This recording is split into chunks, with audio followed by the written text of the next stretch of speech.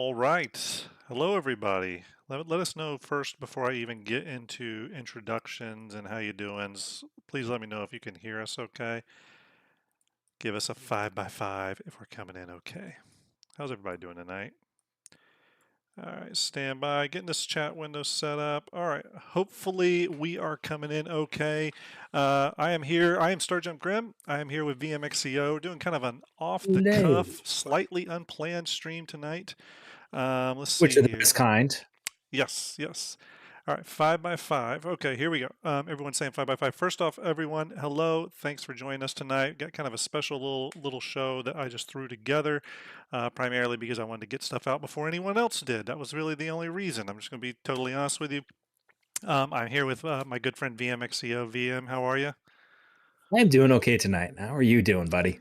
I'm good. I'm doing okay. I see a little facial hair going on for you. I'm Eh, quite you know. proud. Quite proud. I'm getting there, buddy. Not you, but I'm Yeah. getting there. Um, so everyone, we're going to jump right into it because it's not going to be a super long stream, but obviously I'm kind of considering this the first intro bit of Invictus launch week coverage for STARJUMP. There are going to be some streams throughout ILW to keep you all up with what's going on. You can obviously expect streams with Ender later in the week. We'll probably do that opening day stream, RSI day stream. Obviously, our good buddy Ender will be with us. And then, who knows? We might get the entire gang together for a stream at some point, which would be really cool. Tonight is more of a little bit of a focus special preview episode, so to speak, of Invictus coverage, primarily centered around two things. The first one is my volume a little low? I don't know if I can turn myself up. I'll look into that. But primarily, we're going to be looking at the RSI Polaris, and we are going to be looking at some stuff JRDF is doing. Okay, I turned my mic volume up. Hopefully, that is better. Everyone, let me know. Let me know if that's better. Ender says I'm good. I trust Ender. CPT Mud Dog is in chat, by the way. PT, I'm just going to hold this up. I'm drinking out of my Texas Space Navy cup here. So anyways, yes, of course, as you all know, Ender is working tonight, but he will be with us on the weekend, and I want to do a lot of cool stuff with him this weekend as ILW kicks off. Again, this was sort of an unplanned stream tonight. I did see some follows come in. Thank you all for the follows. I really appreciate it. Big Liquid, thank you so much. Let's see here. There's a whole bunch of them I think I missed. So I'm going to catch up on those. But before we get into all that, VM, tell everyone how you're doing while I'm activating the alerts, please. I am doing good. I have been busy. Lots of stuff going on. We for those who follow JRDF, you might know that we kind of formed a US operations team. That takes a little bit of work. Yeah. Yeah. It's been 6 months to get the new shop up and running. So we're back open again, and we got some exciting new stuff coming down the pipe. So stay tuned. Might even have some things to show off at the end of the stream. See what happens. Very cool. Okay.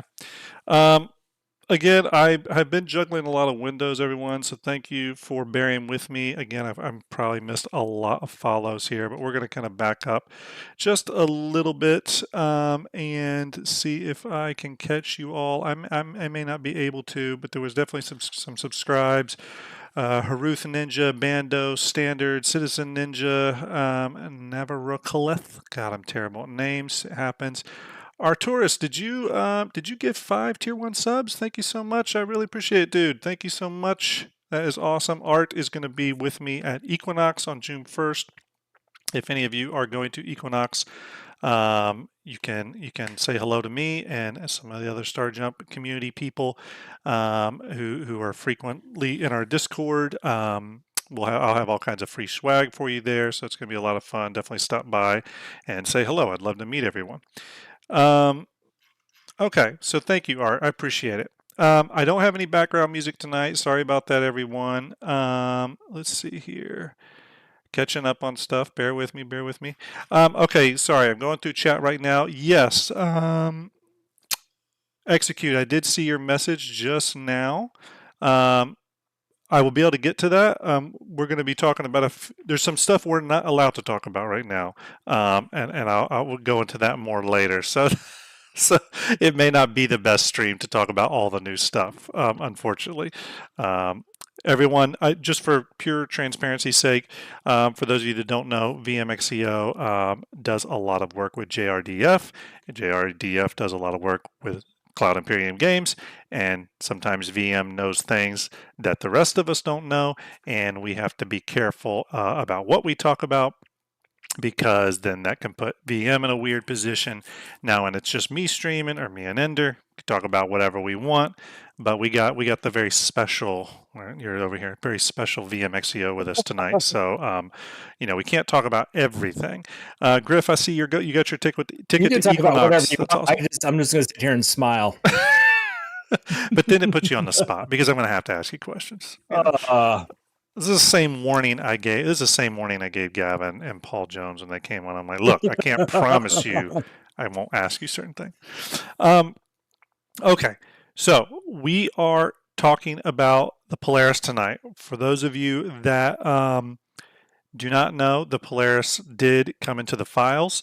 If you haven't been over to STARJUMP Fleet Viewer in a while, the Polaris has now been updated over there. We're going to talk about a few things related to the Polaris. We're going to go into the size of the Polaris a little bit, and we're actually going to inspect the model, and I think that will actually answer some questions that maybe some people have had, or maybe some things that some people have assumed maybe. The model kind of answers that, and there's a reason why the model answers that. Here in just a short bit, I can probably open it up for people to jump into voice chat with us and ask questions or whatever, and me and VM can try to answer. So yeah, Execute, if you're still around, then I'll bring you in at that point if that's okay, bud. I hope you're well. Everyone give a big shout out to, we got some great content creators with us tonight.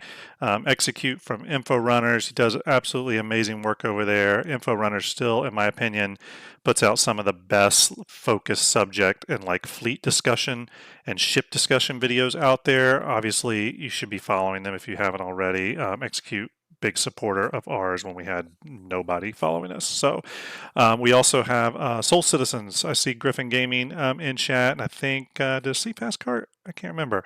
I think Fast Cart's here with us, but either way, we got the Soul Citizens with us, another amazing group. They do an awesome series, a ton of awesome series dedicated to both the community through showing off machinimas and all that kind of cool stuff, as well as dissecting things like industrial gameplay and whatever. They do tons of videos. You should be following them if you're not already.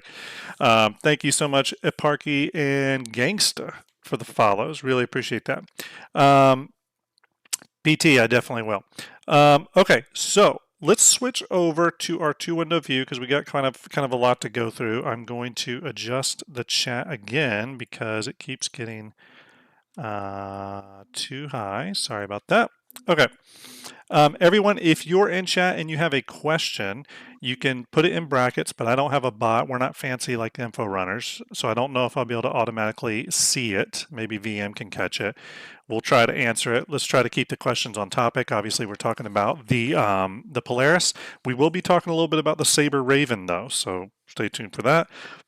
And if I miss your question, when I do open the voice chat channels up, that'll be the kind of time period that we're specifically looking for questions, and I'll be paying attention, so you can re-ask it then.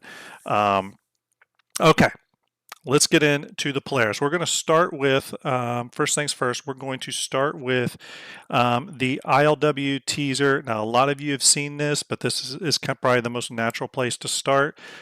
This shows off several of the ships that will be coming at Invictus launch week. We're not going to talk about all these, obviously, tonight. We do have kind of a focus, but let's go ahead and start there because that's sort of where this entire conversation tonight is kicking off. All right, here we go.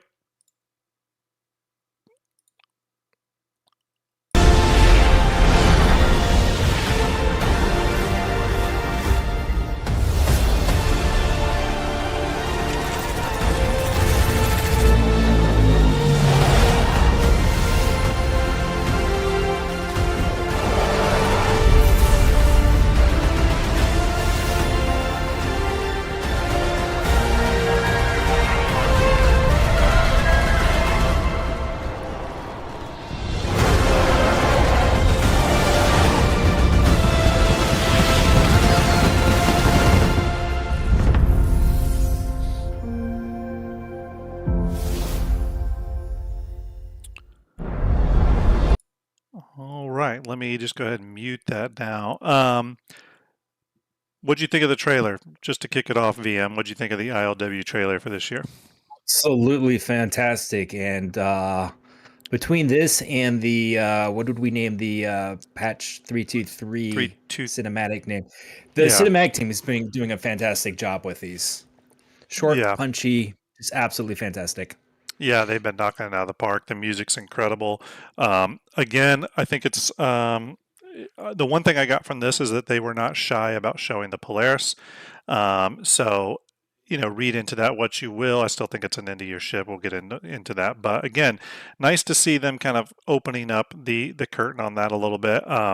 I know when the talk about the Polaris had kind of gone dark for the last month or so, besides a few mentions here or there, people were getting a little concerned. I was kind of always thinking that CIG was going to kind of pull back the curtain at ILW, but I actually wasn't expecting them to pull it back this much. So I'm pretty excited about it. Yeah. All right. And I think the marketing is kicking in for the Polaris. They've got a beautiful ship. They're starting to show it off, build some anticipation. Yeah, and when you think about it, unlike a lot of ships that are released, this is a ship that's going to be expensive. It already is expensive. When it goes flight ready, it might get more expensive. And because of that, and this is something I was talking to some people about, they've really got to kind of start the hype train a little early for it because look, they're not making these ships to sell 15 of them. They need to sell a lot of these ships because they need that funding. So it makes sense that they, for such a massive ship, that they would start building the hype early. I would expect the same sort of thing if this was the Merchantman, if this was the Kraken, or any kind of ship that's going to cost a lot of money. This isn't something you just announce a week before you're releasing it. Hey, by the way, the Polaris is going to be flight ready. They're going to start building this up. We're probably going to get a big ISC on the Polaris, and we're probably going to get additional information from CIG leading up to the flight ready state probably towards the end of the year, right? Now, does that mean CIG couldn't surprise us and say this thing's going live with 4.0 or something, quarter three? Who knows? We don't really know. It's obviously the ship's still going to have to go to the downstream teams and stuff. Real quick here, what you're seeing is a 360 orbit of the final flight ready model. VMXEO graciously exported and rendered this today. So thank you so much, VM. Yep. All right. Gave me So some quality time to see this beautiful beauty from yes, every and angle. and I think that's like the easiest place to start. I mean, it looks incredible. So I've Yeah. owned the Polaris for a while. It took me.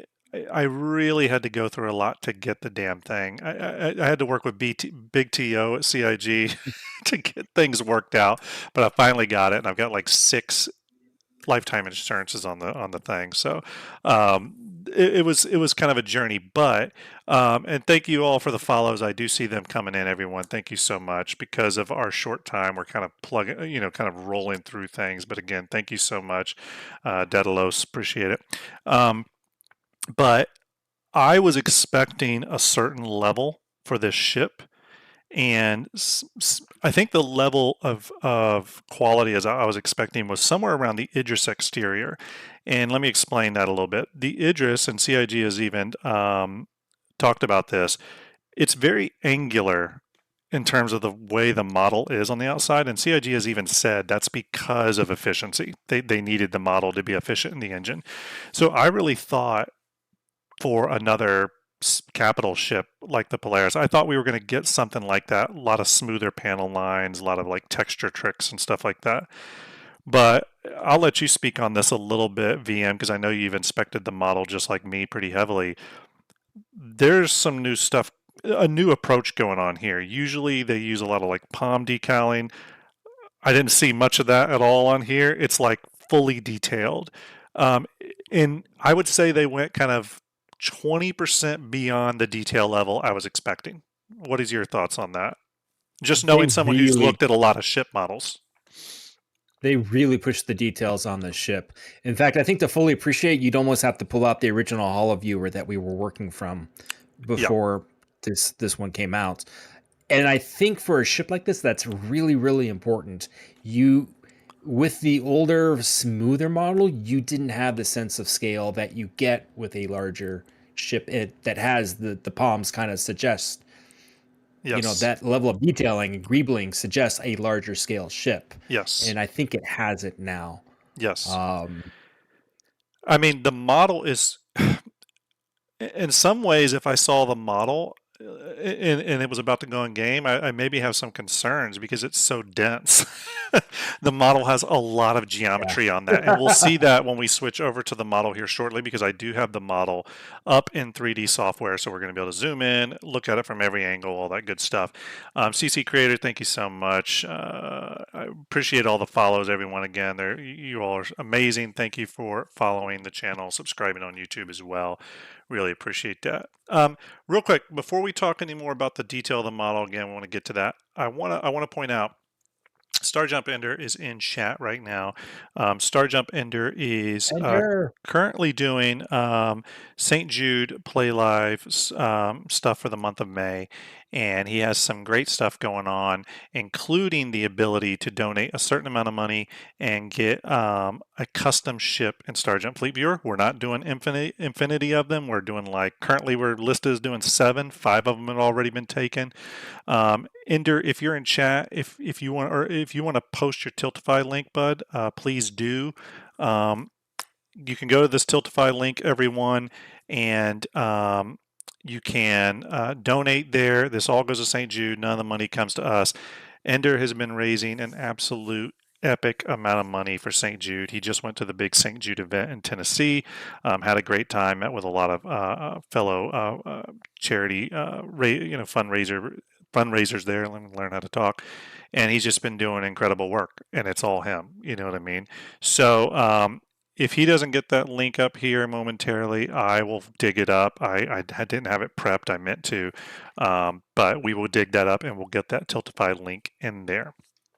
Speaking of that, there it is. Ender just posted it. There. There's the Tiltify link. Go over there. If you give $1, $2, whatever, again, it's amazing.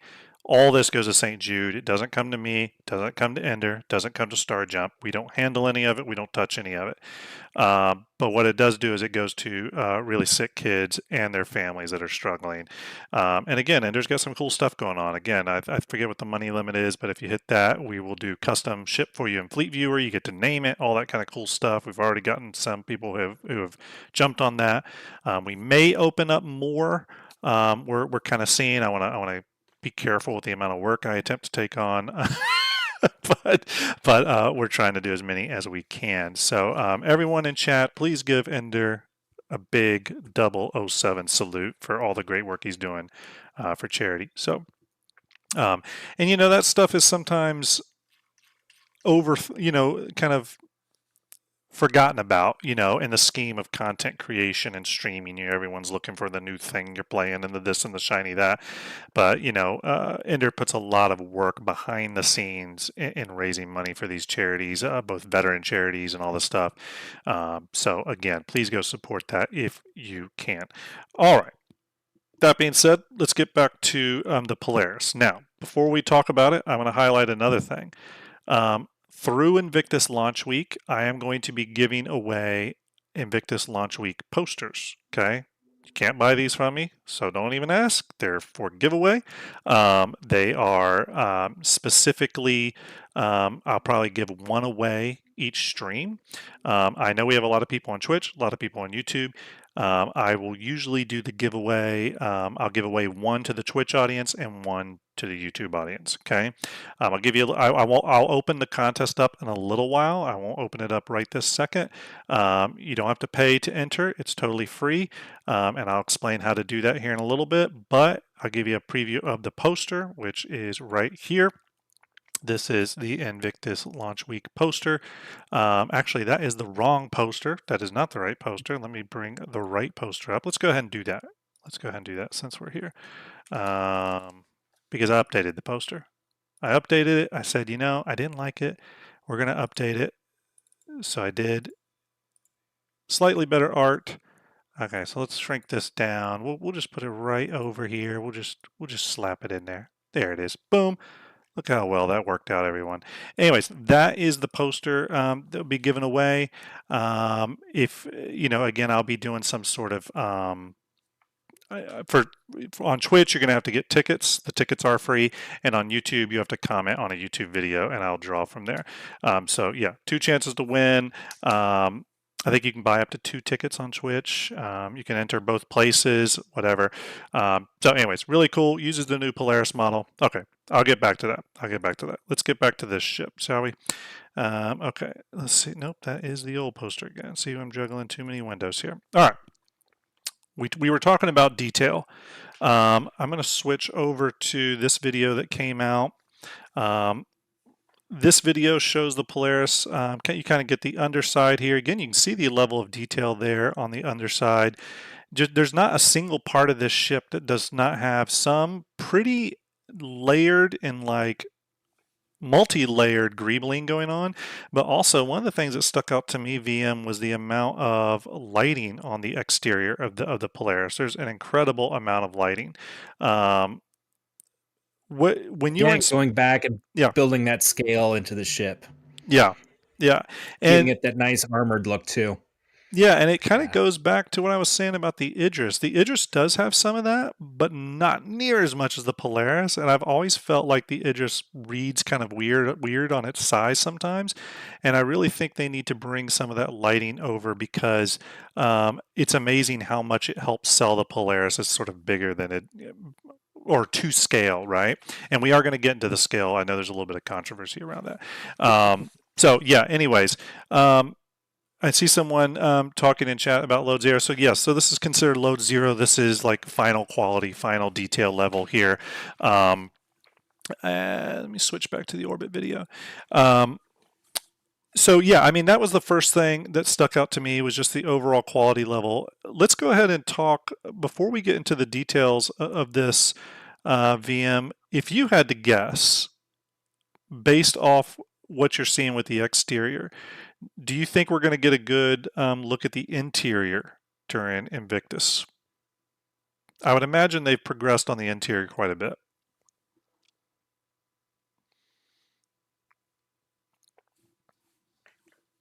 I'm going to say no, and here's why. If they had, oh boy, I think they would do what they've been doing with the Javelin. We'd get a little bit of a tour. Yeah. Maybe they just want to wait until it's completely done and everything feels right before letting us view the interior. Or maybe it's still in gray box. I actually don't know. I don't know. I do think they are obviously happy with the exterior, and I am happy that we at least get to see it from the outside.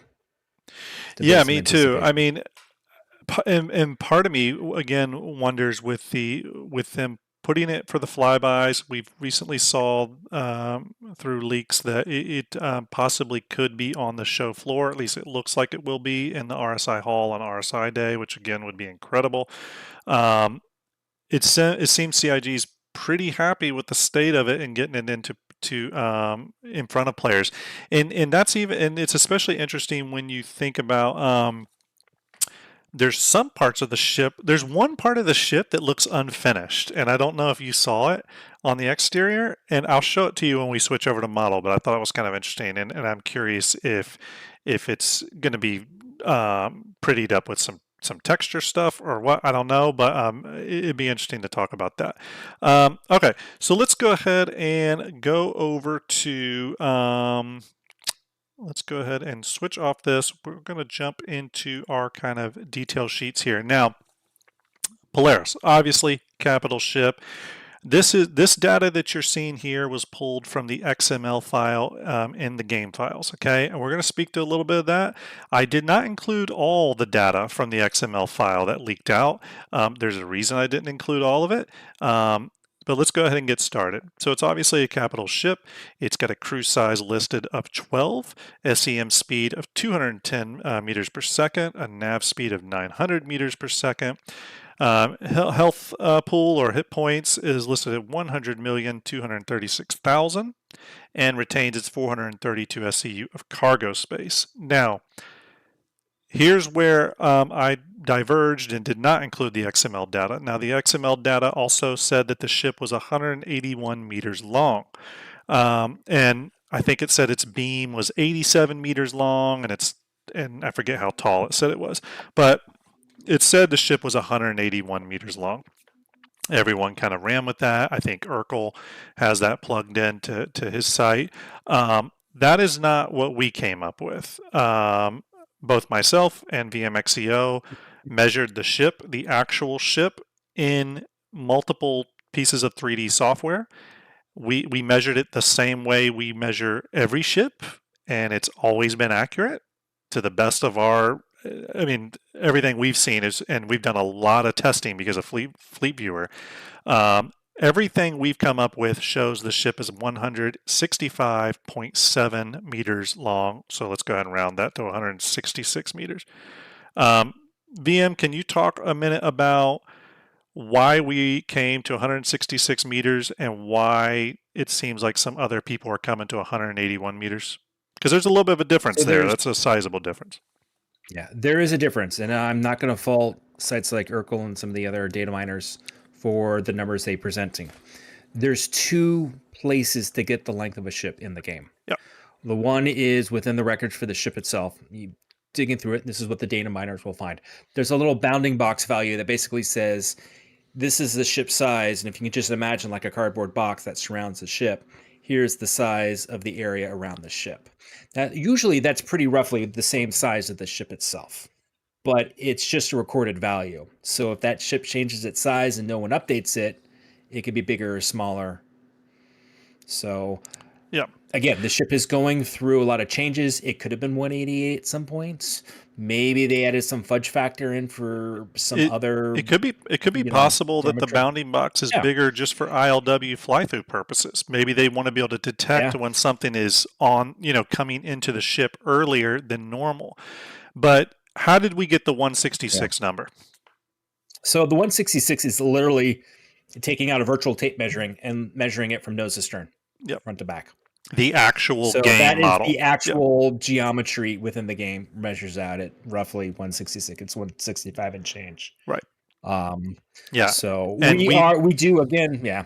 I was gonna say as we pull things into things like STARJUMP Fleet Viewer, we find sometimes what the official recorded on the website length is, what the internal game bounding box size says, and what the actual geometry says. Sometimes there's a difference, and I don't think we've ever seen it as big as the Polaris. So I would say let's keep an eye on it, and when it finally gets released, we can probably sell this once. And North just said I thought they made it bigger than the original stats. It currently is bigger. The original stats for the ship were 155 meters, so it did grow a little bit, and that's exactly what John Cruz said 2 years ago when he spoke about the Polaris. He said it grew a little bit. I saw someone else in chat saying something like, "Oh, I hope it." Not in this chat, a different chat I was in. Say something like that. I hope that it's 181 meters. The important thing is that the ship is sized appropriately for what it's supposed to do, and I do think, based off everything I've seen, the 166 meter length, you're getting everything you wanted. Nothing's really been sacrificed here. So yes, again, VMXEO pulls through StarFab, brings it into Blender, can measure it right in Blender. I can bring the same file into Cinema 4D. So we're sort of measuring from two sources. And in Cinema 4D, when I measured it today, it was 166, pretty much on the money. I think it was like 165.7 or something like that. But pretty much 166 meters long exactly. That's what we're going with. I feel very confident about that. And if you have been on STARJUMP Fleet Viewer, I'll switch over to that real quick. That is why we have the Polaris in at 166 meters. So if you see people out there in other chat channels saying it's 181, they're not technically wrong in that that's what the bounding box size is, in the XML file, but that's not necessarily how long the ship is. And this is probably exactly why CIG sometimes posts wrong links, because there's different references for that. But the true length of a ship is when you take that model, you take that mesh, and you, just like VM said, you measure it from stem to stern, just with like a big measuring tape. That's how you get the actual size of the ship, and that's what we're looking at here. All right, let's go to our next slide here. Now, they had a listing of turrets in the XML file as well, but it's important to take these, I don't want to say with a huge grain of salt, but I would say take this with a little bit of a grain of salt, because there's already one placeholder on here, right? So going through it, there's two size 4 remote turrets. One is a missile launcher turret, 12, which has 12 Ignite 2s in it, and the other one has 4 Panthers on it. Okay, quad mount. Then we have one size 4 man turret with 4 of the Panthers on it. And then we have one size 5 man turret with 4 of the Panthers on it. That seems wrong. The fact that's the same guns but an upsized turret. So again, that's how it was listed. We'll see what that works out to be. Then we have 3 size 5 man turrets that have 2 Omnisky 12s. Again, I take all those with a grain of salt right now, because I could see all of them changing. They could very much be placeholder for the moment. Going down, we have 2 8. So this is another missile launcher here, the Arrestor 3s. There's the turret has dual 8 canisters on each side. That's on the rear of the ship. We'll look at that. And then the big one, the big money maker here, there's 4 times 7 Argos 9 torpedoes for a total of 28 torpedoes, 4 times 7. Obviously, this is wrong. The size 9 torpedoes are most likely because the weapons team has not done the size 10 torpedoes, or is not finished with them yet to be able to put them into Polaris. That's my guess. So they put these size 9s in there. I fully think they will go to size 10, so I wouldn't worry about that. This is an important thing to remember when thinking about this ship and its release date. It has to go out to the downstream teams and other teams that have work tied to this ship. So the vehicle weapons team, whatever they're called now, I don't know what they're called, but they have to develop the torpedoes. But the ship also has to go to the people that do the sound effects, the visual effects, all that kind of stuff. Any thoughts on the stats we've seen so far, VM? I actually had a question for you. Sure. And I didn't get a chance to dig into it too much. The interior of the ship isn't done, but there are 2 of the turrets that are locked in internal doors that pop out. Did you get a chance to look at those? Which turrets are those? Those are, I did get a look, and we're going to look at them tonight. So if you wonder where those turrets are, those are, see, this is why I think one of these is messed up, because I think this size 4 man turret with the Panther, yeah, I don't know. These are messed up. I think these are all supposed to be size 5s or all size 4s. Probably all size 4s, actually. Again, this is how it was listed in the XML. Obviously, it's wrong. Or it was written out wrong when it leaked out. That's okay. Again, I said take it with a grain of salt. But those turrets that are in the sides of the ship, they are quad mount turrets. And we're gonna look at those here in just a second. So yeah, I mean, but you bring up a good point. I mean, all this I think is very subject to change. I'm not really looking at the armament at this point beyond what they have to say about the size 10 torpedoes. So my advice to you all would be to take this the same way. Don't read too much into the turrets you see on the Polaris as it's flying through the verse. They can very easily switch out those guns. You know what I mean? So I wouldn't worry too much about that. If you look at it and you go, oh, it's got smaller guns than I thought, I wouldn't get too concerned. However, when we do look at the inside of the model, I think it's quite clear why they went with quad mount, smaller guns, but quad mounts for those inner hidden turrets, and that's because of space, and I'll show that in a minute. I'll switch back to here. I mean, one of the things I didn't list on here, but at this point it's pretty obvious, is that the ship has all capital components. Now, the one thing I'll say is with the component listing is a lot of the components were listed as Polaris cooler or Polaris power plant, and that's possibly because they haven't figured out which power plant's going in it. Right? It's technically a military ship, but it's also not a military. It's kind of weird. So we'll see where they go with the components. Lots of proxy boxes Yeah. in the interior where components should be. Yes. It got a little chuckle. Now, Got a little chuckle from me. so the funny thing though is in the interior of the model, there are some things in there, and I don't know if you inspected that. First off, there's 3 or 4 seats in there in the bridge, so you can see where some of the seats are positioned. Again, that the seats are another way I was able to confirm scale, just FYI. I was able to bring in another ship, confirm that the Polaris' seats are the right scale for a seat, and then know from that that the Polaris is the right size. But I also saw bounding boxes in the ship marked off for engineering gameplay. So engineering sections, cooler sections, stuff like that. And again, we're gonna get into that. Real quick, I am going to switch over to Fleet Viewer. For those of you who don't use STARJUMP Fleet Viewer, please go over there, starjumpfleetviewer.com. You should also go to hangar.link. Both of those are kind of sister applications. Starlet, our awesome STARJUMP Starlet, developed Hangar Link and also helped us develop STARJUMP Fleet Viewer and helped us get the Polaris in here super quick along with VMs. Great work in rendering the ship out.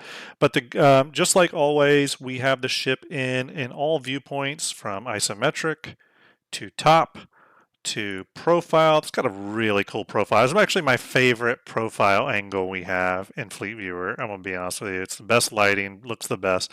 And then, of course, we have our frontal view and then back to isometric. Okay, so go to STARJUMP Fleet Viewer. Definitely check it out. It's an incredible ship. You can, like I said, you can zoom right into it. We rendered it out in our usual high quality. You can really start to look at all the detailing CIG did and all the absolutely incredible panel work. Did the panel work like kind of catch you off guard, VM? Because it did me. I was like, holy hell!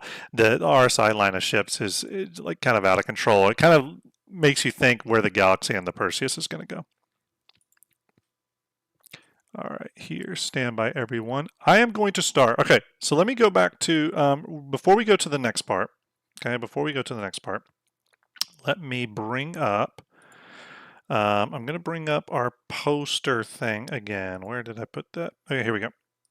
Okay, so real quick, let's talk about how to get this poster, okay? So I'm going to do 2 things. There's going to be a giveaway on Twitch that you buy tickets from, and you're going to do exclamation ticket or exclamation tickets with an S. And as long as you have the channel points, I think it's 20 points per ticket, which you can get from following the channel too, you can join that. So that contest has started. You can see that down there. And then I'll draw the winner at the end of the episode. If you're on YouTube, because I know we have a lot of YouTube people, you're going to, let me pull this. I got to pull a link for you. Apologies. It's a little tricky sometimes to get contests going on YouTube in the way I want, but that's okay. I got a way that we're going to do this. So here's how we're going to do that. If you're on YouTube and you want a chance to win the poster, you are going to go to, I'm going to put a link in the chat. This is a link to our Banu Merchantman STARJUMP Shipyard episode. Okay, STARJUMP Shipyard. I'm going to post a link there, and you are going to put a comment in there that has the word Invictus in it. Okay. So here's the link to the channel or to that video. You just go to that video and you leave a comment underneath the video and make sure whatever the comment is, put the word Invictus, okay? Invictus. Can be lowercase, capital, doesn't matter. And then I will do I use an application called Comment Picker, and it will pick a random comment that use the word Invictus, and that will be the YouTube winner, okay? So we're going to let those contests run for a while, get in on that. We're already getting quite a few tickets purchased for the Twitch version. And again, I will do this for every Invictus launch week stream we do. I will be giving away 2 of those posters, one on Twitch, one on YouTube. So if you're interested in one, shows the mighty Polaris, nice big poster using the Invictus branding. Start using STARJUMP Fleet Viewer assets. Get in on that. Okay, let's move on. All right, next thing. Let's go into 3D. Let's go into Cinema 4D. Now, I told you we were going to do something special. So in Cinema 4D, we have the ability to look around the model, inspect it, all that kind of stuff. I'm actually going to turn off the lights here so that we can see the underneath. We're going to be able to zoom in on the ship, see all that detail, look at things. And here's the cool thing about the model that a lot of people don't know. Now, me and VM have obviously done a lot of exploring on these models. And again, everyone, if you have messaged a question in chat or something and I've missed it, I'm sorry. Obviously, we're talking about a lot of stuff. There will be a question section, and I'll start looking for those when we get there. Again, thank you all for the follows. You are amazing. Here we go. All right, let's see here. Stand by. Stand by. One second. Okay. All right, here we go. All right, let me know if, let me just see if this is working properly. Stand by, stand by. Okay, it is. Perfect. Okay, going back. Okay, so one of the cool things about the 3D application, and VM can say this is, and confirm this, is that you can get clues on what certain things on the ship are by clicking on them, and it will tell you, it links to a part of the mesh, and there's a file name, or there's a name for that part of the mesh, because CIG names all this stuff, and it can give you clues on what it is, right? So for example, let's go back. I'll give you a good example of that. So you could go back here, and you got these things here, these little winglets that have always been on this on the Polaris. They're hinged, so they do fold down. I left the bottom ones folded. Oh, nope, I did fold those out. Okay. Did I fold all of them out? Okay, yes, I did fold all of them out. Well, anyways, they lay down. They do fold in and lay down. And originally I was like, what are these objects, right? What are these? Are they just, aerodynamic panels? Are they winglets? Obviously they animate. What is their role on the ship? So by clicking on them and then finding my way, you can't see the actual name list here because I have the window cropped, but by digging into it, you can quickly see that these are listed as air brakes, right? So it's very possible that when flying this ship and you go into reverse or reverse thrust or you try to stop, it's very possible that that's when these little winglets will animate out, right? So again, it gives you a clue on what certain things are, right? Because otherwise I may have thought, hey, these are just winglets that are out all the time, and they're just kind of part of the ship that's always visible. But actually, what I think is going to happen is these winglets will fold up when the ship is not braking, and you can kind of see that here. They let me go back. Let me turn my axis on real quick here. They rotate in and go flush with the ship, right? You can kind of see that action here. While it's difficult, you can sometimes get a good idea of how certain things move. I don't know how it is in Blender VM, but in Cinema, I don't get things rigged. They're not rigged, so I can't see exactly how they move. I just know they move. Yeah. Is that the same way in Blender? It's same way in Blender, and it's something that it's on my things I'd love to have StarFab to do is actually bring in the animation rigs. It's a lot of work. It's low on my priority list. Yeah. And Yeah. Someday. animation rigs sometimes can be, as someone who's worked in the film and television world on the side of 3D animation, rigs are not always like a standard. So rigs can be sometimes a little wildly different depending on the rigger who rigged them. So anyway, it's a good thing to remember. And as we all know, rigging is the absolute best and most satisfying job within the 3D industry. Yes, yes. I'm gonna point back here to something that I thought was kind of cool. And actually before I'm not going to do this in Cinema 4D. I'm going to switch over to Fleet Viewer real quick.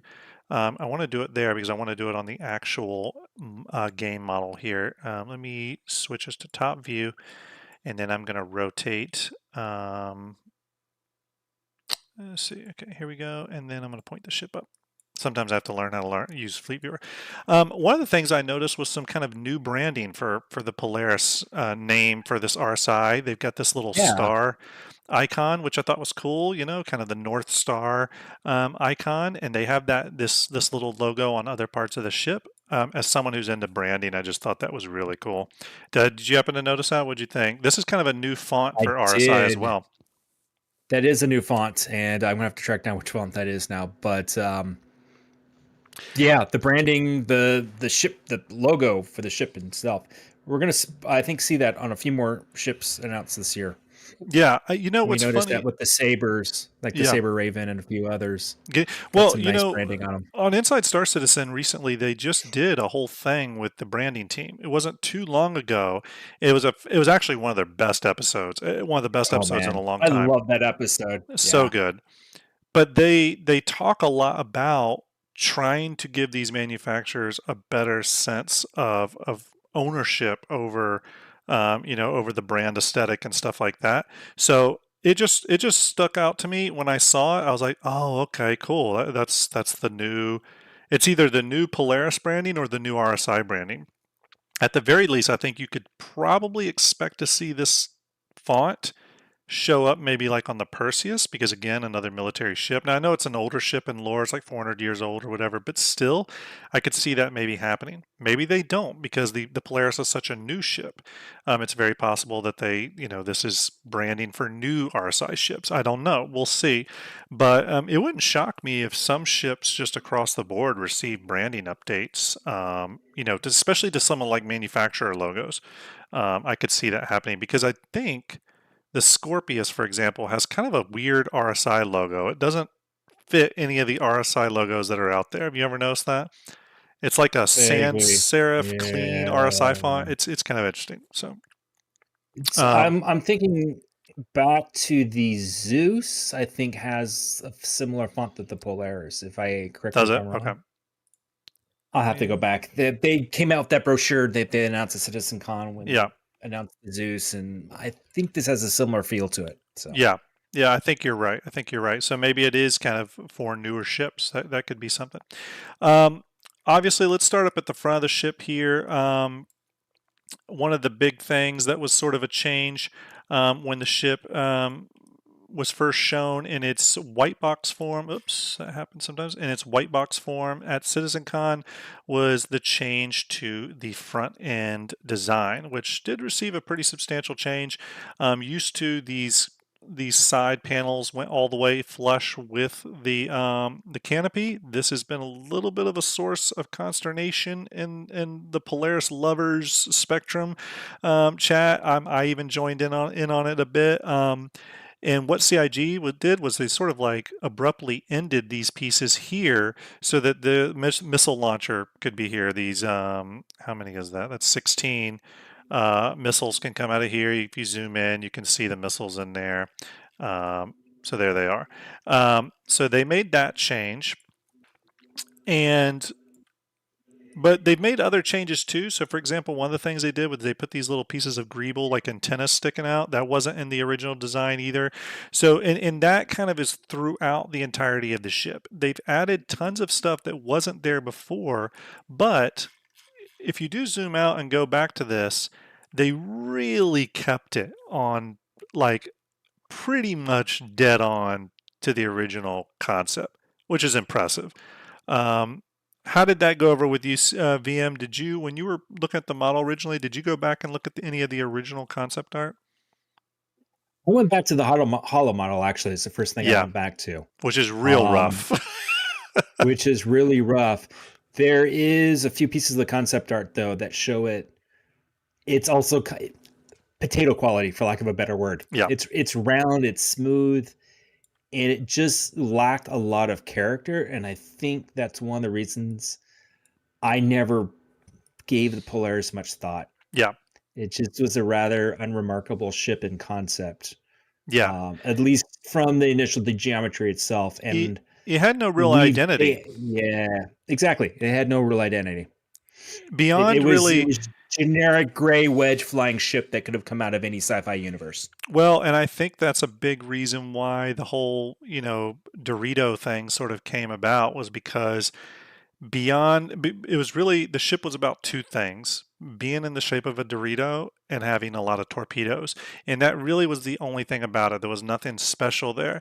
And if you go back to a lot of the old concept art for the Polaris, um, and you look at it and you zoom in on it, it's not geometry at all. Matter of fact, it's a simple hollow model they rendered out with like flat panels, and then they went in there and painted all those panel lines and all that detail in, like in Photoshop, like painted. It's not geometry at all. So that's why I said to a lot of people the other day when this thing was showing up in the ILW trailer that it was such a big deal, because this is the first time we'd seen what the Polaris was supposed to be outside of a painting, right? I mean, that was a pretty big deal. So, again, really impressed. Yeah. And I want to be clear, yeah, this is not to knock on the concept artists who did that art. no, Um, no, it's because it's a lot of the concept art for the Polaris is very, very cool. We just never had a real strong RSI brand identity or design language. yeah, Um, so it never came through in any of the concept art. yeah, There was nothing to put in there. yeah, and the Polaris too. It was done at a time when the same amount of work wasn't put into concept art. Concept art had to play a bigger role now in the game, and as ships have more metrics they need to hit and more systems they need to consider from the get-go, you're going to see concept art go much further than it ever has, especially on newer ships. Now, there are some well, and it's easy to look at some of the ships. Let's talk capital ships, though, because I think they do stay in a little bit of a place of their own.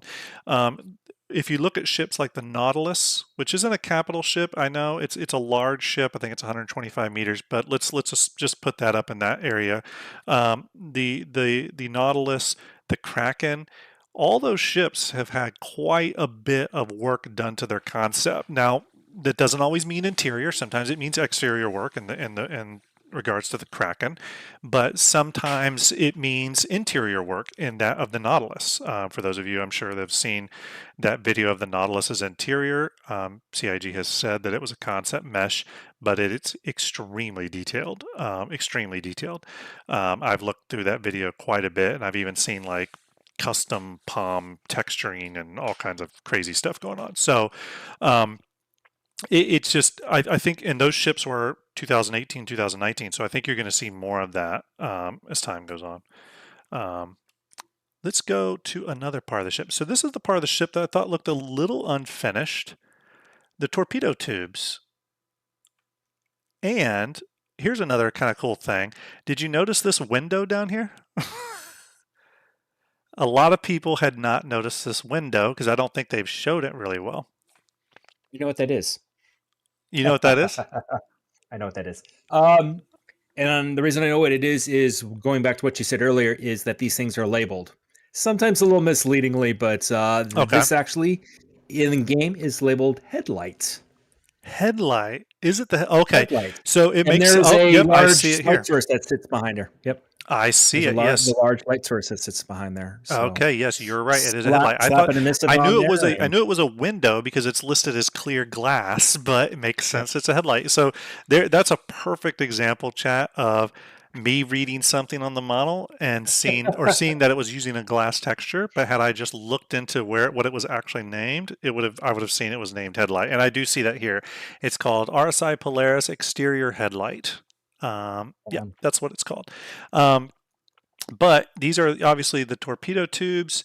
It just seemed to lack a little bit of detail around here. I don't know if you felt the same or if you had inspected that, but I was a little surprised. I could see, now I'll go ahead and tell you, these are listed as, let me turn my axis on real quick here so I have to control. These are listed as torpedo hatches. So these do move. I don't know how they slide or how they're going to open, but they do open and reveal the torpedo tubes. I guess I thought there was going to be a little bit more here, and they may still be doing some of that work. But yeah, those are torpedo hatches. They look like tactile buttons on the ship, like I want to like. Yeah. Everyone, I saw this one question pop up in chat here, and we are going to get to questions here in a minute. How do we join the giveaway? Okay, all you have to do to enter the giveaway, if you're on Twitch, is enter !ticket. And if you're on YouTube, you just need to go to the YouTube. You know what? Let me bring that up. Why did I close that window? That was not smart of me. Sorry. You just need to go to one of our videos, the Banu Merchantman Shipyard video. You need to leave a comment that has the word Invictus in it, and I will pull a random name from that. I'll pull that link for you right now. I don't know why I closed it before. I'll pull a random comment from that video that has the word Invictus in it, and that's who will win it from YouTube. So there's 2 chances to win, Twitch and YouTube. There's that YouTube link again. Okay, let's move right along. We talked about one of the things I talked about. So again, there's our torpedo tubes. We talked about some of the seats in here. I'm going to go ahead and pop the windscreen up. I'm just going to move it, I'll move it down. Okay, and then when I move it down, you can see the ship has no interior really, but we do have 2 seats. We have a pilot seat because obviously AI are going to fly the ship at ILW, so they probably had to have this main seat. That's probably the pilot seat. And they had to have, and there's 2 seats here. I don't know if those are weapon officers for the turrets. Most likely it is. So that the ship can fire while it's flying through the verse. Would you agree with that, VM? Because not all the seats are in the bridge. Can I ask a favor first? We're still Yes. looking at that beautiful poster on screen right now. Oh, sorry. Thank you. And I love it, and I think we were all staring at it. But yes, but we kind of needed to see what the not a seats problem. are. Not a problem. Okay, here we go. So let me go back to where I was. So what I did was I took the canopy and I moved the canopy down. And I still have the poster on the screen, don't I? Okay, move the canopy down. There we go. Move the canopy down. Let me try that again. And then started to push into the ship. You can obviously see no interiors here. We have the pilot seat right here. Again, because AI will need to fly the ship. And we have 2 seats here. I'm assuming that's remote turrets or something like that. I'm assuming. That probably gives this ship the ability to fire, right? Would you agree to that? And I know you're kind I of honestly don't know. on a delay a little bit. A lot of ships that we've seen in game without interior, such as the Idris in the years past, do the same thing. No interior, but the seats are still there for some reason. Yeah. So I don't know if that's required for gameplay. I think AI controls limited to them. Yeah. Maybe. I think they actually have to put like an invisible, or maybe it's even visible, AI character in there for it to work. I'm assuming maybe that's some sort of systemic thing they built in. But and it's kind of the same is true for the turret. So this turret tube right here, if I go underneath the ship, you can see that leads to this manned turret under here. It's quite possible. Let's just check it out. Let's move this down. No seat in there. Well, at least no seat in there now. So yeah, I don't know. We'll see. I'm not really sure how that works.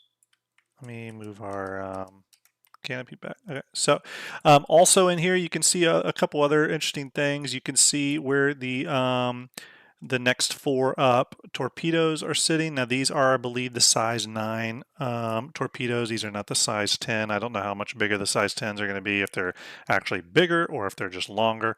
You can see other things too, such as engineering boxes down here. I'll push down here a little bit so you can see free-floating components. But there we go. You can see some of this is engineering stuff. So when I click on this, what does it say? It says, bear with me. Cooler. So this is where the cooler will be. Again, so all this stuff you can kind of find in here. Let's go back to, you asked about the those side guns, right? The hidden guns. Yeah. Okay.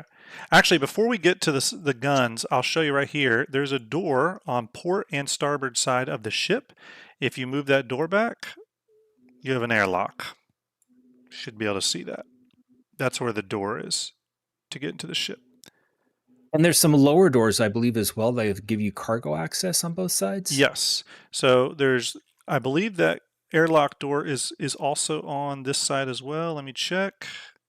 Yep, there it is. Airlock door on both sides of the ship, or docking doors. Those are the big ones you can dock. And everyone in chat, hopefully you can all see There we go. everything. Okay.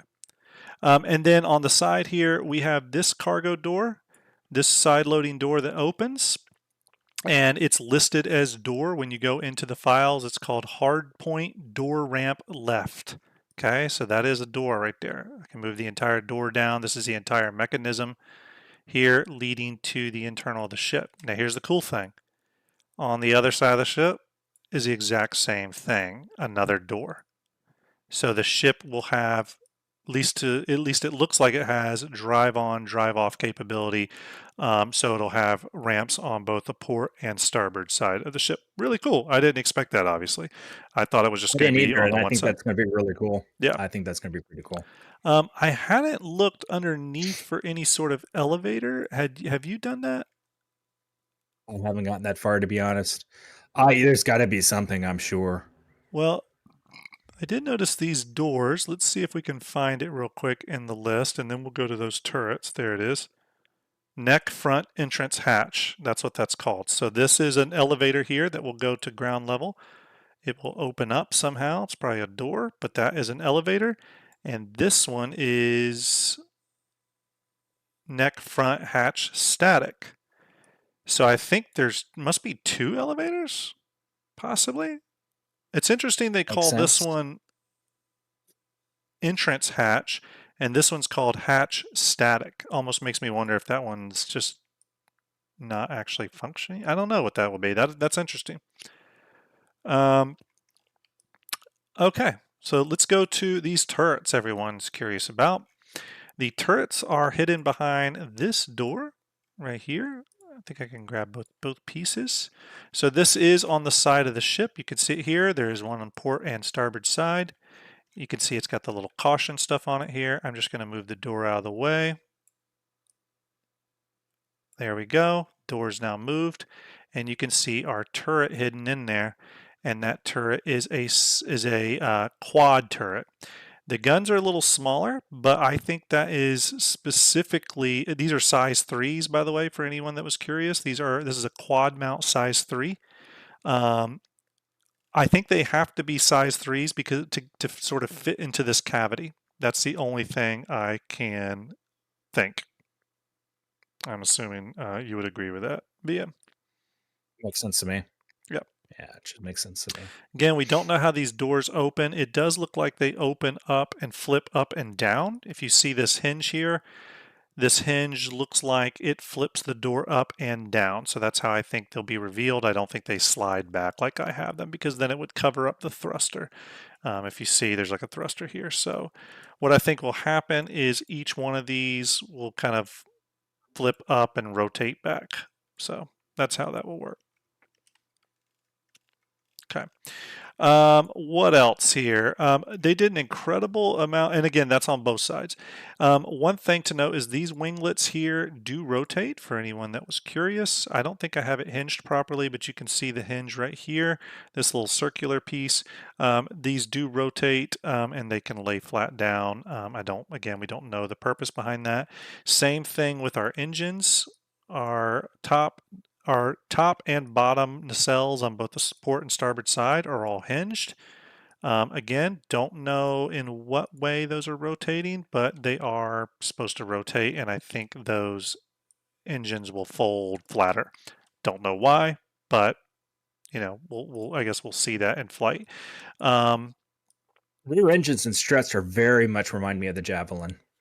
Yes, yeah, it definitely has that I kind looked of at that, I'm vibe to like, it. yeah, they stuck a Javelin back end on it. And Yeah, I think we're going to see that in the Galaxies too, if I remember correctly. yeah, and there, but it's almost like a javelin sort of mixed with the Bengal a little bit. Some of that Bengal design language is coming through.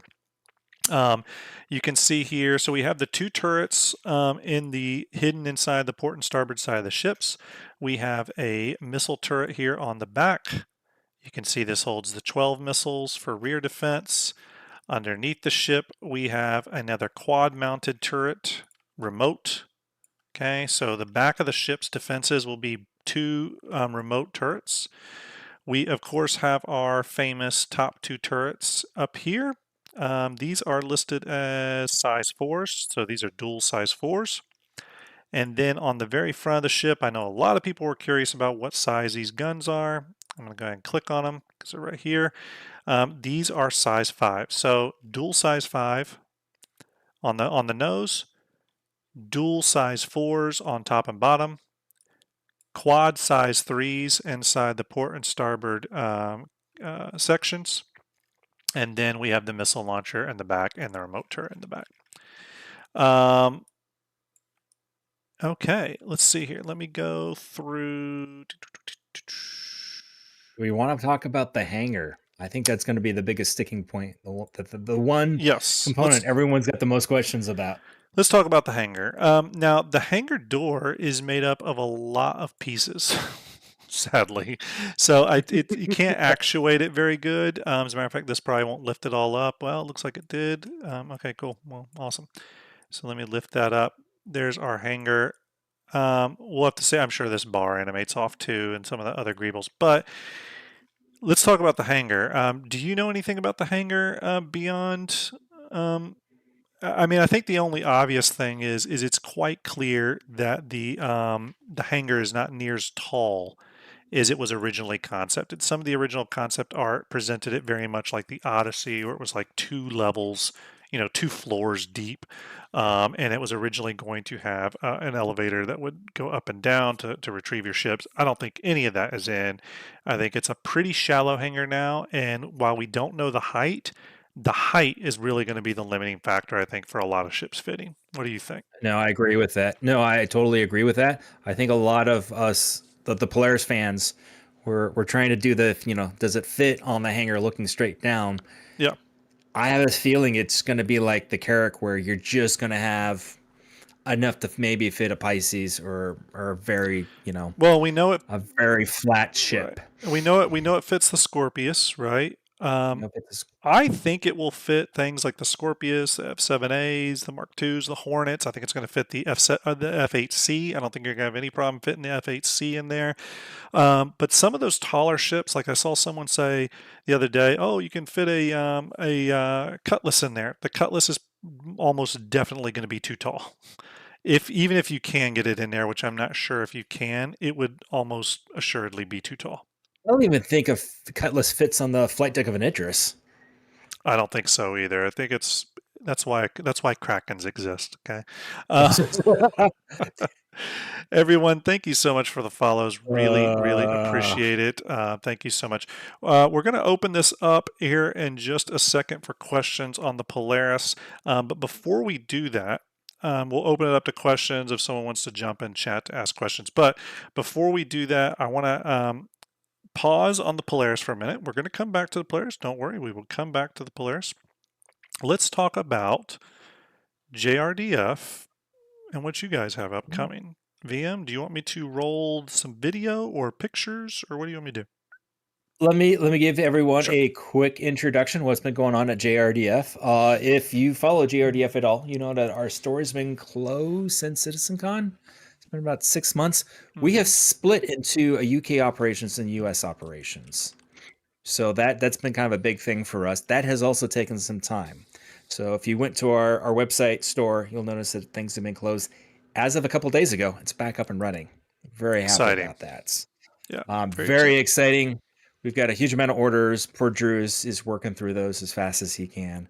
The good news is now that we're shipping from the US for a lot of our US-based customers, the shipping fees from the UK were kind of through the roof. So that won't be as much of an issue. We've got a few things to show off as well. Now I think we're ready for those pictures. This we showed off at Beacon. So for those who were in the Belgium or the Beacon event, we showed off those pictures. Let's show them this. Cool. Here we go. So this is our latest kit that this is our prototype, I should say, for our latest kit. We don't even have it done yet.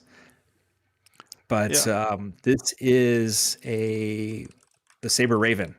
So this is a very, very excited. We've got a lot of Saber Raven fans within JRDF. Yeah. And let me ask you this. Let me ask you this. So what scale is this? Is it the one? I'm going to say it and it's going to be wrong. Hold on a second here. Now, my favorites are the 1/500. I'm just going to point that out. It's the fighter scale. It's Okay. Yeah, which is I is it forget. 1 to 1? I think it's like 1 to 100. Yeah. Now let me I think ask it's 1 to this. 100. Let me ask this. The it seems interesting, and here it is all lit up. Looks so cool. It seems kind of interesting that you guys are releasing this right as the Raven just received its gold standard pass in game for 323, right? I would love to say that was coordinated. It was not. No, it just so happened that when we were considering getting the Ravens started, and we go through CIG for a lot of verification. There's a whole punch list, but they were like, okay, you can do this, but you do know we're going to be starting a gold pass on it very soon. Thankfully, the gold pass has not changed a whole lot, so our artist is going to go back. Some panel lines need to be adjusted. I think some of the thrusters have some more detailing. It's not going to be a great amount of work to get it up to the gold pass standard. Yeah. But the enthusiasm for a Raven kit was already there before the gold pass, and now with the gold pass coming out, I think that's going to be even higher. So if you haven't gotten a Raven in game, but you still want a Raven, there you go. There you go. Keep an eye on our store for the official release of it. Yeah, and obviously we won't go into it. I've seen it. Some people pop it up in chat.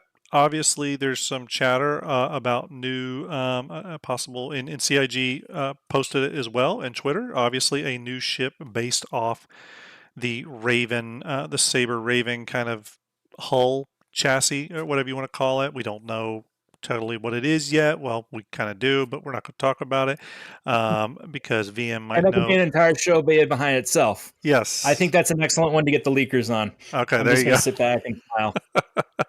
But definitely go to the JRDF website. Give them your business. They're really great. I do have a Carrack model that I bought 2 years ago at Equinox, and it's amazing. I can't speak more highly about it.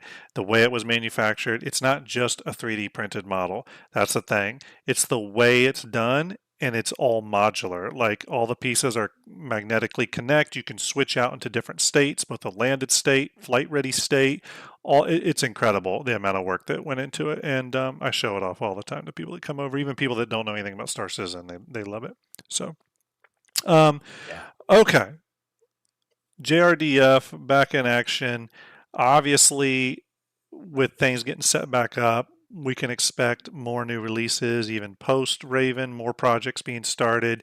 For those that don't know, JRDF, I don't know if this is a requirement, but generally you only do ships that are flight ready, right? No concept ships Yeah, because they we could only change. do. A concept ship could change, and that would then be Yeah. wasted. So For our kit models, I should qualify that for our kit models.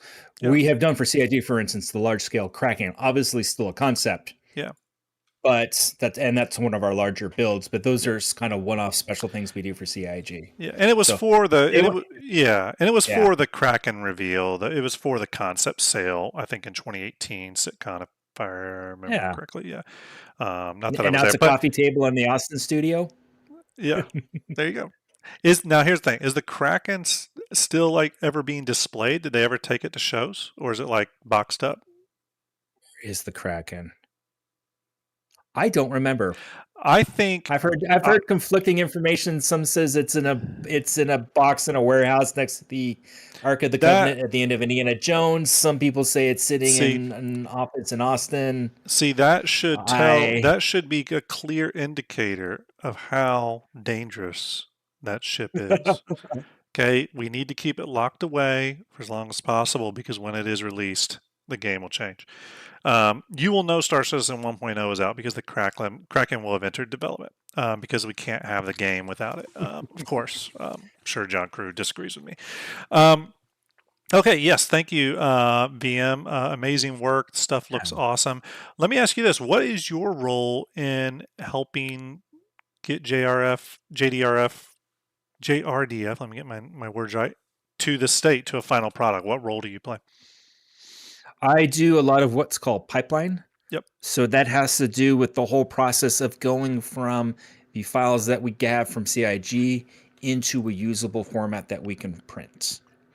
And a lot of that is done by hand by artists, but a lot of it is automated to Yeah. save them time. So a lot of the Gotcha. software that we have, in fact, the same software that we showed off tonight that allows us to pull in things like the Polaris, Yeah. also helps us with our 3D printing pipeline to get Yeah. things out, reassembled, cleaned up, and then we can start breaking them down for printing and fabrication. Do you mind? Yeah. Do you So mind speaking just a yeah, brief moment on StarFab? StarFab is our pipeline software. Yeah. Software we use internally, but also it's something that we have made available to the community as well. Yeah. So You can that download is it one of my. and work with it. You can totally download and work on it. If you want to bring a Star Citizenship into Blender for doing cinematics, if you want to try your hand at 3D printing yourself, it's there for you. Yeah.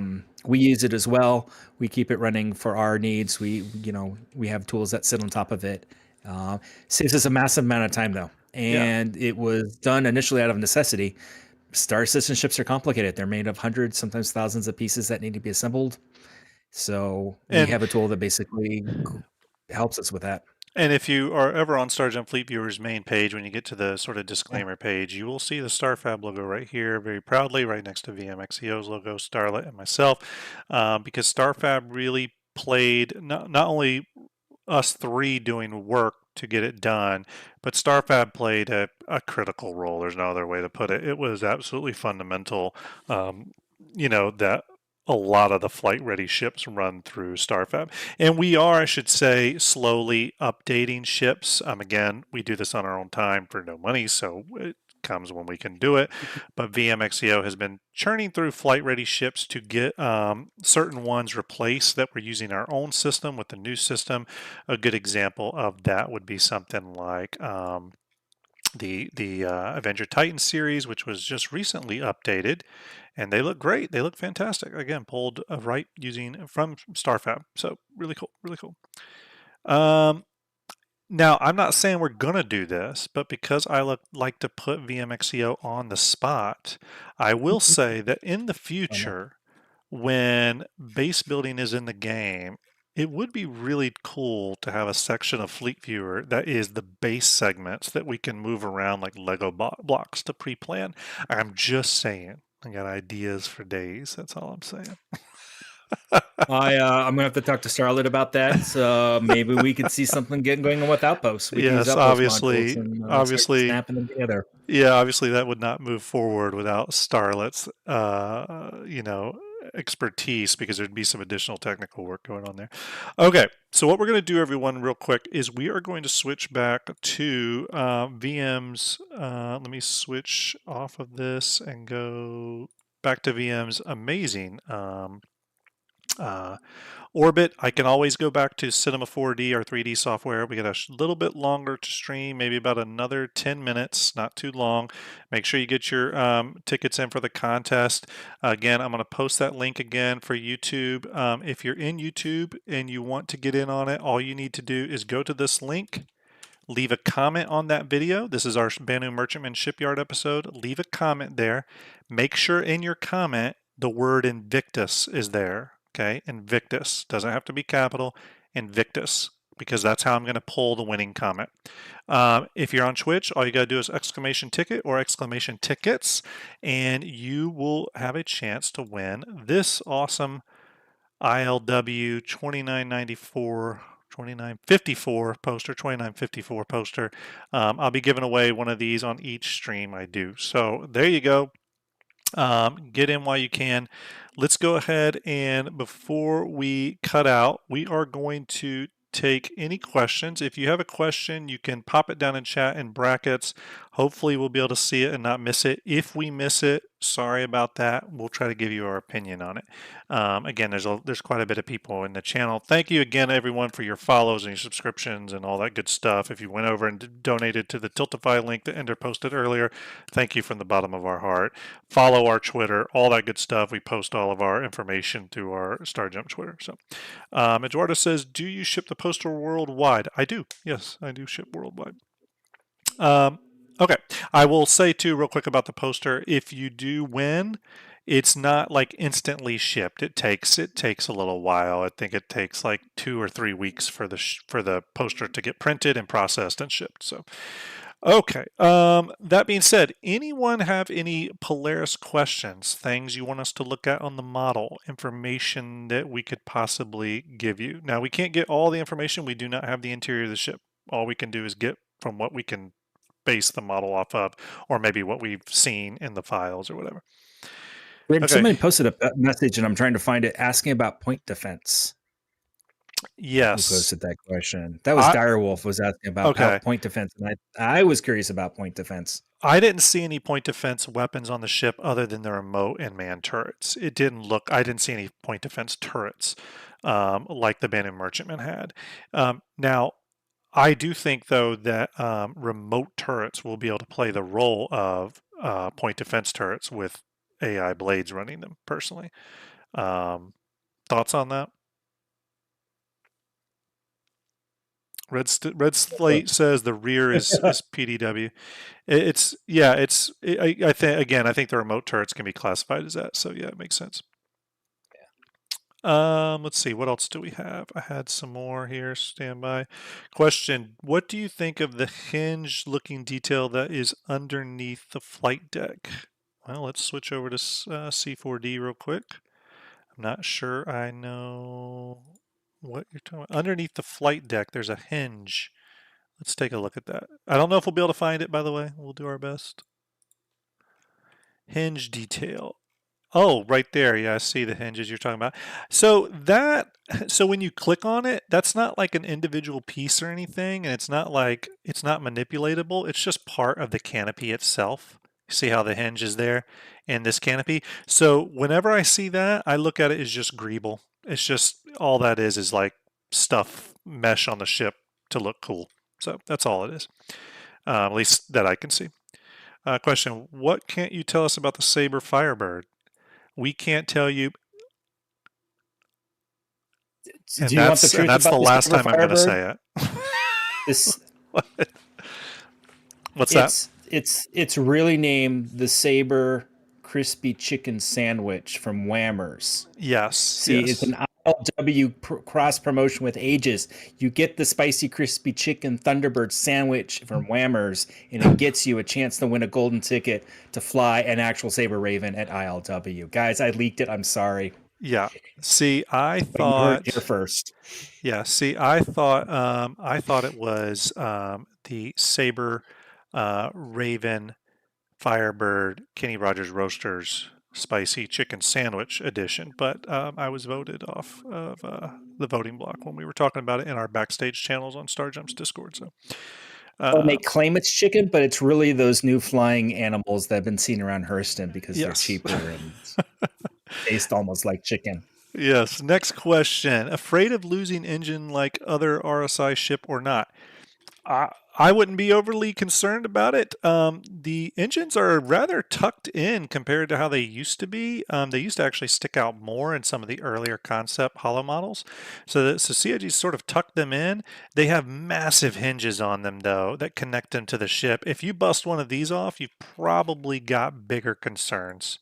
You really do. That's not like a flimsy connection there. That connection is like the size of a Pisces, for God's sake. So, no, I don't think you're going to have any issue there with the engines falling off. Next question. It looks like the rear fins have flaps. Can you confirm that for us? The rear fins have flaps. I'm assuming you're talking about these back here, these little winglets is what I'm assuming you're talking about. They do have flaps, which I guess could be considered an aerodynamic surface, and more importantly, they are hinged. They are an actual movable part. See that there? So possibly aerodynamic surface. Yes, that's what those are. They are flaps and they do function. And I doubt CIG would have put a hinge there, or rotator hinge, if it didn't actually animate. So catching up here on some questions. Again, don't know if we'll get to all of them. We're just kind of running here. Question: do you think the Ursa will fit in the Polaris? Absolutely. It's probably going to fit 3 Ursas, if I had to guess. 4 Ursas, maybe. I mean, the Ursa's an RSI ground vehicle. It fits in a lot of ships. I don't think it'll have any problem being. I've got a question for Chad, actually. Yeah. Do you think the Polaris will start taking over the role of the Carrack, especially when it comes to systems like Pyro? Yeah, I think it has to, right? So something, especially in the Pyro playtesting, a lot of pirates were flying in on Carracks. You've got the med bay. If anything goes wrong, Yeah. they can respawn right there. So do you think pirates are going to start rolling out in Polarises Yeah. and It will be the big meta too but crew here's the thing. intensive? That is a good point. It's supposed to be kind of the org headquarters ship though. It was kind of concepted a little bit like that, you know what I mean? Now it is Yeah. a bigger crew than the Carrack though. But with limited ship systems in, the Carrack hasn't needed, big crews aren't really a thing. I do think the Polaris will have full resource management when it launches though, so it's going to take a bigger crew to fly it. Let's keep moving here. Question, curious about the missile turret, if we can learn anything new from the model. Will it be the first in game? I'm assuming you're referring to the rear missile turret. This one back here. Let me zoom in. Sorry, bear with me. It's not always easy to. You're talking about this one? I don't know if there's much to glean from it. I don't think it tells us much about it, other than it's just kind of a standard missile turret that can move around. Now it's listed as. Yeah, it's just listed as remote missile turret. There's nothing special on the files about it. Question, I put up the Polaris and the Odyssey top view side by side, and the Polaris hangar looks larger. Are we sure the Polaris and the Odyssey have the same hangar size? Well, I wouldn't read too much into that, because what you're seeing is the doors. The doors don't always necessitate how big the hangar is, though. For example, one thing we do know about RSI is that RSI walls like taper in. If you can see my hands here, they kind of taper in. So it's very possible the hangar has a wide opening, but the walls taper in and its actual landing pad is a little smaller. That's very possible, actually, if I had to bet, because when Gavin Rothery talked about the Polaris on the Finding the North Star episode, he actually did talk about how the Polaris or RSI ships are a little tricky to design for because of that because of that very specific reason. Okay, again, sorry if I skip your questions, everyone. There's a lot here. So how many entry points does she have? Currently, it looks like she has a front elevator, possibly two, and then the two side loading ramps. That's all I have seen, though. There could be a hangar back here. If there is one, I haven't seen it. Let me just inspect real quick. I don't know, VM, if you inspected for additional elevators back here. But I don't see anything that looks like I an don't even know what elevator. the landing gear. I don't even know what the landing gear flaps are. So those are I here. got questions about. Okay. Yeah, here's the gear, like left gear. I can move the panel down, and then there's the gear inside there. I can pull it down. So the landing gear is fully in there. It's got some big old feet. Yeah, landing gear's fully in there, and they Look at all that. look the same. They look like these little rectangular areas. There's the front landing gear up here as well. It's got 3 landing gears. Let's see here. Next question. So I think it's the one entry elevator up front, which is right here, right there, and then the two ramps on either side, port and starboard. Okay, here again. Do you think the manned size? Do you think a manned 4 times size 3 turret or a scrambled gladius from the hangar is more helpful? Possibly. I think obviously bringing a fighter with you on this ship is going to be helpful. I don't think that's going to be none. It's going to be pretty obvious to everyone. I think the quad size 3s on the side though. It'll be interesting to see how effective those are. I don't know if I've ever utilized those in combat, so maybe someone in chat knows for sure. Everyone, I'm going to take 1 or 2 more questions because we do have to wrap up the contest and stuff as well. Okay, so let's see here. Let me pull in here. Someone says, what is the real world price on that bad boy? So let's talk about that for a minute. So the current ship is currently $750, I think, if I remember correctly. Chat can correct me if I'm wrong. when it goes flight ready, it will probably go up. I don't know, VM, do you have any idea or want to take a guess on final price for the Polaris? Tickets current price and add about 25%. Oh, okay. So you're thinking $900 range. It's probably going to go up. Yeah, it's Yeah. probably going to go up. Yeah. I'm guessing the same. I'm thinking about 900, something like that. I don't think it will go past 1,000 though. I don't think that's going to happen. I do think it's going to be somewhere though in that 9 to 950 range. If they come in under that, that will be interesting. But I do think they need to find the issue now is they need to make sure this is an upsell over the Perseus. The Perseus is a much smaller ship with a lot less utility, and it's a more niche ship. It's not to say it doesn't do what it does very well, but the Perseus is equally expensive, so they're going to start setting a premium on these. Okay, everyone. There's a lot of questions. I'm sorry I can't get to them all. I'll be streaming through Invictus launch week again. Ender will be streaming with me. VM will be streaming with me. Starlet, maybe we'll see. Maybe the whole gang can get together. I don't know. But let's talk about this contest here real quick. So I am going to switch over. Bear with me. I got to get some things up into view here. So bear with me. Bear with me. Okay. And while you're doing that, I might add, since there's so many Yes, great please do. questions here, we have a StarJump Discord. There's an awesome ship discussion.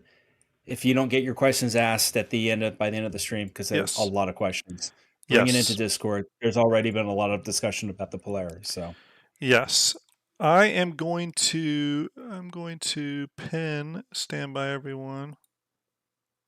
I just pinned a message in YouTube, by the way. That is the video you need to leave a comment on if you want a chance to win the poster. You got to put the word Invictus in the comment. Invictus. Okay. All right. Let's switch over. I'm going to switch over to the poster real quick. Okay. We're going to do the Twitch one first, everyone. Get your tickets in now, exclamation ticket or exclamation tickets for a chance to win this poster. Let me say how this works. Everyone listen to me very clearly, okay? If you win, if we are friends on Discord, you can contact me through Discord, or if you're in the StarJump Discord, contact me through there. You're going to need to send me your mailing information so I can send the poster to you, okay? The poster will not be processed, by the way, till sometime during ILW. It's not processed immediately. If you're not in the StarJump Discord, or if we don't have a way to contact each other, and you're on Twitch here, you need to send me a DM, okay? Or I'll send you one here in just a second, and you can send me your mailing information through the direct message, through the private message, okay? All right, I'm gonna give it 30 more seconds. I'm going to close this drawing. We currently have 63 entrants with 201 tickets purchased. So really appreciate that.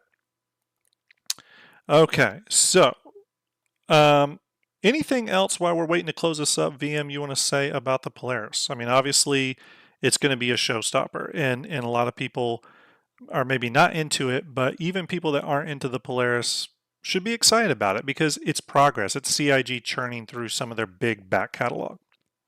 and it's a big ship, and I think Yeah. Star Citizen needs more big ships. Yeah. Even if you don't know one personally, just having the ability to jump and help crew, your org, your friends, whatever. Yeah. Um, It's the raid gameplay yeah. of Star Citizen. And again, if going by CIG's current development path, that's how we're going to get ships like the Perseus and the Galaxy and the Arastra and stuff because they're going to be able to pull from this asset library. Okay, we are closing the Twitch giveaway now. I'm going to share my screen, so bear with me. Let me switch over, see if I can share the screen here. Okay, so here it is.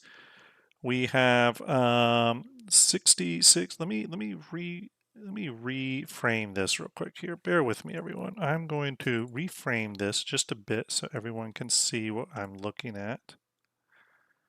There we go. That way everyone can see. Okay, perfect.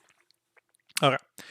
I am going to close the giveaway in 3, 2, 1, and the giveaway is closed. Don't worry, if you didn't get a chance to enter, I'll be doing more of these giveaways through Invictus Launch Week.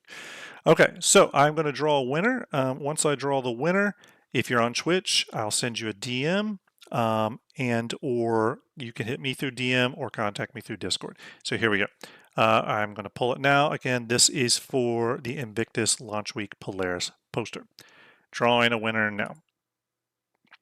Veteran 5, are you in chat? You have to be in chat. There he is. Okay, I am going to send Veteran a DM here. Just to count. There it is. There it is. Veteran, I see you. I'm whispering now. I'm saying congrats. Feel free to just give me your information and I will get that poster out to you. Again, be patient. It can take up to a month to get it. I'm just going to be totally honest with you. I did switch to a new poster vendor though, so posters are going out faster. We had some trouble in the past. It's going much smoother now. Obviously, let me know if you have issues. I sent you a DM through Twitch, Veteran, so that's where you need to send me your information. So congrats on that. Okay, next thing we're going to do, we're going to switch over to this little app. And I'm going to, you know what? I need to change this again here. Bear with me. Oops. That's not what I want to do. Bear with me, everybody. Okay, let's open this up a little bit more. Okay, there we go. It's not exactly perfect, but that'll work for our purposes. This website's a little weird. Okay.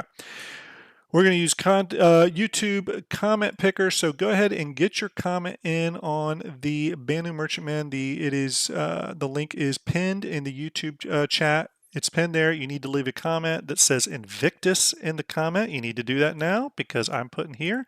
I'm pulling up that video, and the filter I'm going to use for the contest will be a keyword, and that keyword will be Invictus. Okay. All right. Everyone get your comments in. Good luck to Platinum Sniper. Just asked a great question. It says, Grim, will you be selling posters at some point? I will never sell them. I can't. I have an agreement with CIG that I will not sell anything or profit in any way off stuff that has their IP on it, and we do the same thing with STARJUMP Fleet Viewer. Nothing is sold on STARJUMP Fleet Viewer. We don't make money off STARJUMP Fleet Viewer. So no, we do not sell those. Now we do give some custom liveries away for charity, things like that CIG is okay with, but no, I do not sell anything with CIG IP on it. As a fellow artist and creative in the industry, in the film and television industry, I know how important IP is. The last thing I want to do is try to profit off a company's IP. So great question though, Platinum. All right, here we go. I'm going to draw this now. So here we go. They're loading the comments. Oh boy, there's a lot of comments. There's 66 comments with that in it. We're going to pick a winner now. Good luck, everyone. This is for the YouTube winner. Drawing now. Okay, there you go. There is the winner. I don't know how to say that name. At th0_. Now that's a heck of a name. If you're in the YouTube chat, let me know. Okay, if you're in there, posters are physicalized or do you dematerialize? Are those posters only physical or do you dematerialize too? So I will say this, some of our posters I do release as digital files on our Patreon sometimes. But I don't sell them. They're just free to anyone who joins Patreon, even if you're like a free member of Patreon. They're not a sold thing. They're just like free wallpapers. Okay, so if you won, here is your mission. You have to contact me through Discord. Okay, you have to contact me through. Oh, there he is. Okay, that's all good. Sounds like I'm delayed. Not a problem. I am going to. Though I would like you to reach out to me at standby. I'm just grabbing something here. Standby. Though I see you. I see you. Just a minute. Okay. So join our YouTube channel. Join our Discord if you can, if you're able to. Join our Discord and contact me through there. The STARJUMP Discord invite link is, let me grab that. Stand by. Let me pop it up here. Just a minute. Bear with me, everybody. Okay, so it's just Discord. Oh God, I got too many windows up. Okay, so yes, it's just discord.gg/starjump. Okay, so that's what you're going to do. /starjump, putting that into chat. You're just going to go there though, and you will reach out to me, and I will get you set up. Okay, I'll get you set up, and then I will be verifying you. Okay, so no worries there. Contact me. Okay. Hey, Grim. Yes. Hello. Sorry to interrupt. Hey, buddy. Sorry to interrupt, guys. I just wanted to pop in and let everybody know that is currently joining our Discord. There are some to-dos that you absolutely must do. Yes. If you fail to do them within 24 hours, I will be kicking people out of the server in order to protect our server from bots. Great point. Just check the Discord. It will absolutely walk you through what you need to do. There's a yes or no question you need to answer. Answer it the correct way, or you will be unable to get a position. So please make sure you get your role by following the directions that are pretty well detailed on the actual Discord. All right, I'm out. Cool. Excellent Thank you, show. Ender. Love you guys. Great info from Ender. We have been keeping our Discord server on lockdown. So again, make sure you follow those rules, accept them. It's just the world we live in. A lot of hackers and ne'er-do-wells out there. So, okay, so that is it. We've talked about the RSI Polaris. It's an exciting ship. We are hearing possibly it will be on the show floor at the RSI day in the hall. Which would be really incredible. We'll see. That could be wrong, but really incredible ship. A lot to talk about. I think we'll dissect it more over the coming weeks as we learn more about it. I'm fully thinking we'll get an an ISC about the ship. Possibly even this week. I don't know. Did we hear what ISC was about this week? I don't even know if I looked, but or no, it's tomorrow. We'll find out what it is tomorrow. Sorry. We'll find out tomorrow. Yeah, you got me. Yeah. Yes, Ender is very serious about his lockdowns. Don't play. He is very serious about his lockdowns. Ender is a dad. He knows how to Yes. dad. Yes. Cool. But that is going to be it. I'm going to look for a channel to raid here. Bear with me. Bear with me, everyone. Let's see who we got. Stand by. Any parting words, VM, while I'm looking this up? I gotta quick come up with something profound and memorable. No, I don't. Oh boy. Oh, okay. You know what? I know who I'm going to raid. We're gonna send some of y'all over we're gonna send you over to old Buster the Destroyer. Give her there we go. give her some STARJUMP love. Tell her hi. Great person. Talked to her a few times. It's been a while, but give her some of that STARJUMP love. Thank you all for hanging out. I hope you enjoyed this kind of analysis of the Polaris. There'll be a lot more of this through Invictus Fleet Week and all that stuff. I'm sure you're going to see STARJUMP Ender. You're going to see VMXEO. You might even get lucky and see Starlet. You might see the whole gang on a station episode. So we'll see. Everyone, have a great night. Those of you that won the posters, congrats. Please contact me. Talk to you real soon. Thanks, everyone. Starting the raid. Okay, and in 6 seconds, here we go, and we are launching over now. Hey, everyone, have a great night.